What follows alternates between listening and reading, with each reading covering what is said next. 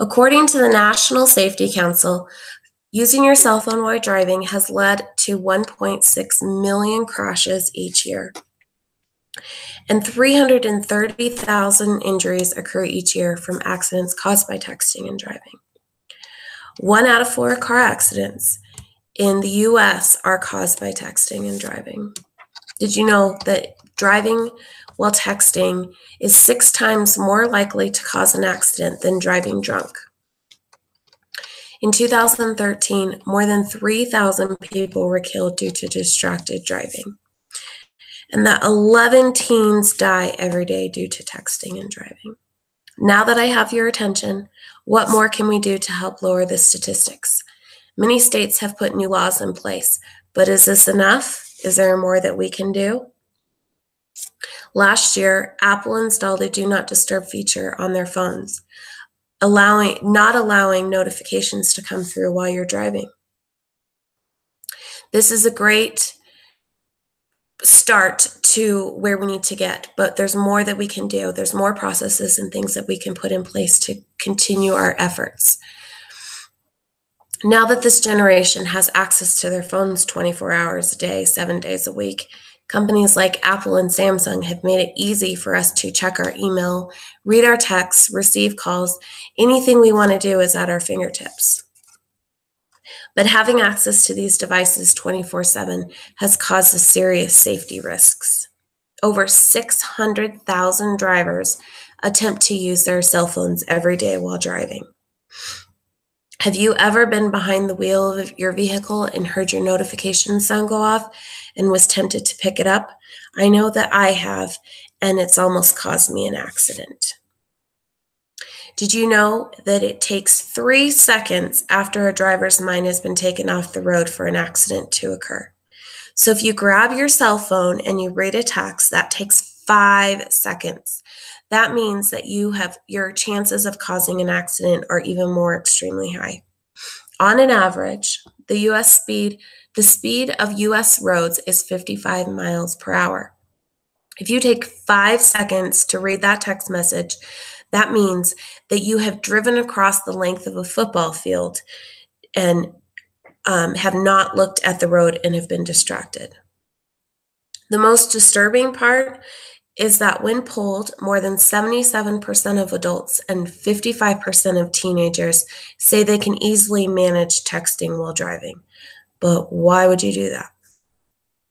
This is a huge topic in my household right now. I have a teenage driver who's learning how to drive, and we've talked a lot about what can happen when you text and drive. I've warned her the importance of staying focused while she's driving, and I don't want her to fall into these statistics. There's so much that can be done to prevent these things from happening. Like I mentioned, last year, Apple installed a new feature on their phones. It's called the Do Not Disturb feature. The feature turns on the moment that you get in the car and you start to drive. Unless you have a Bluetooth device connected, no phone calls, no texts, no notifications of any kind come through on your phone. There is a way to set up an automated text when somebody texts you from your favorites list. So, for example, when my daughter texts me and I'm driving, she'll get a notification saying, "Hey, I'm driving," and she'll know to pick up the phone and call me instead. I've had this phone feature on my phone for a few months now, and I've loved it. It's really prevented me from picking up my phone while I'm driving. The feature is a wonderful thing, and I strongly believe that all phones should have this feature on it. My daughter has it on her phone now, and I hope that it will help her in the future as well. If we start this at an early age, hopefully we can eliminate this issue in the future. We've also agreed to sign a no texting and driving contract between the both of us so we both can be held accountable.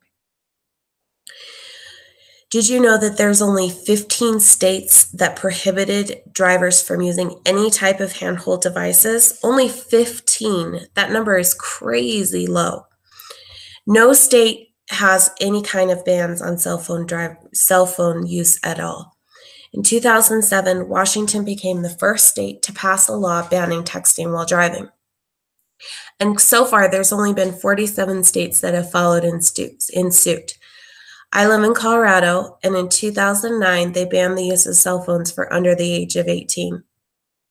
But why only the age of 18? Every day I drive down a busy highway, and I can't tell you how many adults that I see in the car next to me texting or on their phone doing whatever they want to do. And I've seen so many accidents almost because of this. The law needs to extend to everybody. In 2017, the law did change to include over the age of 18. They also increased the fines that they charge for texting and driving. It used to be that your first offense was only $50, and then your second offense was $100.